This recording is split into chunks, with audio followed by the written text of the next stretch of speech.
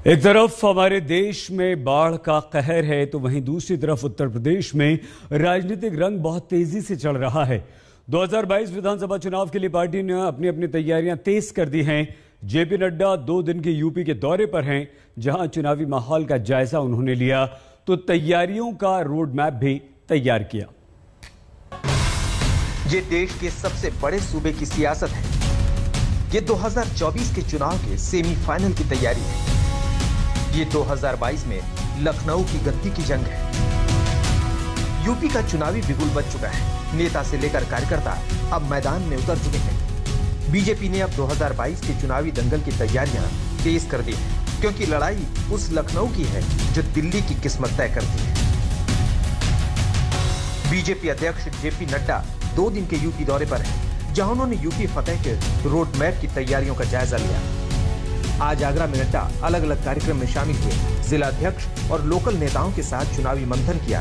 वहीं बीजेपी अध्यक्ष ने डॉक्टर से जुड़े कार्यक्रम में कोरोना काल में योगी सरकार के कामकाज पर सरकार की पीठ थपथपाई।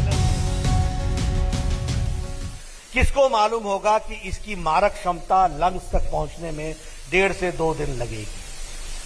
किसको मालूम था कि ऑक्सीजन की जरूरत कितने फास्ट पड़ जाएगी। बहुत हमारे नजदीक लोगों को दुख हुआ, दिक्कत आई, हम उनके साथ हैं।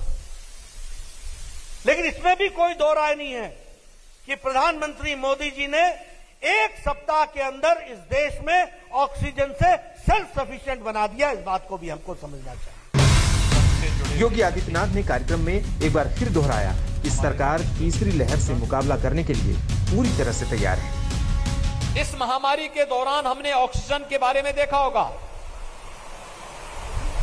ऑक्सीजन पहुंचाने का कार्य भारत सरकार ने जिस युद्ध स्तर पर किया था वह सबके सामने है।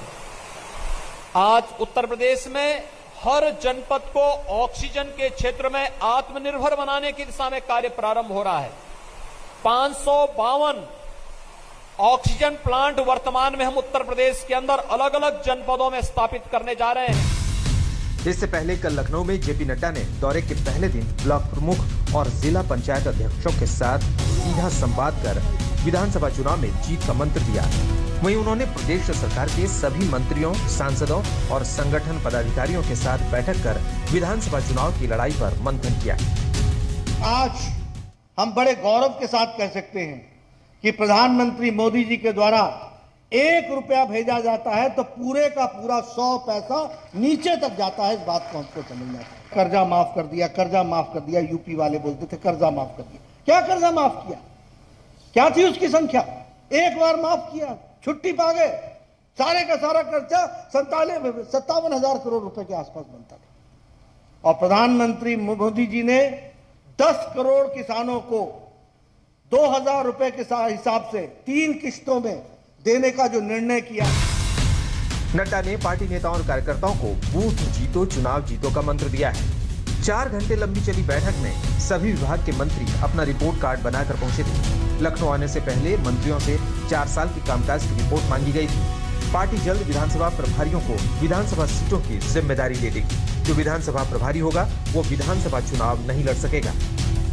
इस दौरान साफ हिदायत दी कि सभी मंत्री अपनी विभागीय जन कल्याणकारी योजनाओं को जल्द से जल्द पूरा करें और जनहित में किए गए कामों को जनता को समझाने का रोड मैप भी तैयार करें। इतना ही नहीं, जिन मंत्रियों और विधायकों के कामकाज से सरकार खुश नहीं है उनका पत्ता काटने की भी तैयारी चल रही है।